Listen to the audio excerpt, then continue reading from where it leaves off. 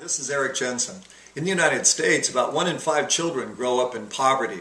That's an astonishing number. What it means is that a great deal of kids, a huge number of kids, simply are not getting the type of skills, the type of attitudes, the type of enrichment that's going to help support their academic achievement.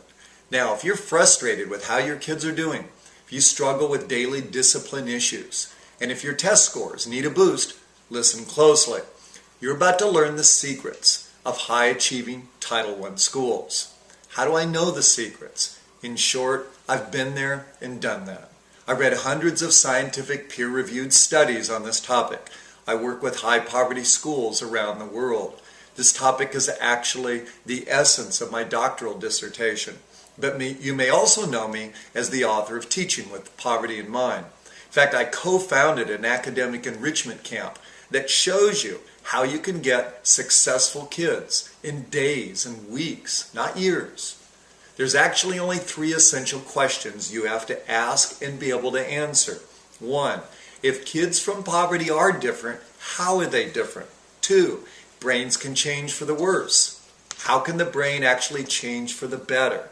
And 3, how do we operationalize those changes in a Title I school and in a classroom environment?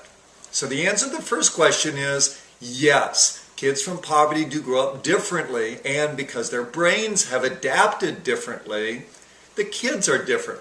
It's true that their neurons in the brain are even different. They're designed by nature to reflect their environment, not to rise above it automatically. Areas of the brain that are affected by poverty include the exposure to stressors. They influence our working memory. They influence impulse regulation, our visual spatial skills, language skills, cognitive skills, emotional development, our stress response, and even conflict resolution. Now, this is a critical understanding. 1, your staff should know that the students that you have are not lazy, their brains are different. And 2, this understanding can help generate empathy, not sympathy, empathy. Why? Because this can help generate better relationships with kids and help motivate staff to get on the right path. Now, what's the result of all those differences? What the evidence suggests to us is that children of poverty are more likely to have different types of experiences. That means exposure to things such as health and safety issues, chronic stressors, substandard cognitive skills, or even impaired social emotional relationship skills that hurt them in a school environment. Now, not every low socioeconomic status kid is going to be heavily impacted, but on average, most will, the majority will.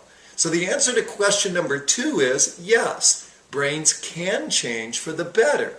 There are over 12,000 human and animal studies in peer-reviewed journals in the field of enrichment. What these studies show is that exposure to targeted enriching environments can make dramatic and positive effects on the brain.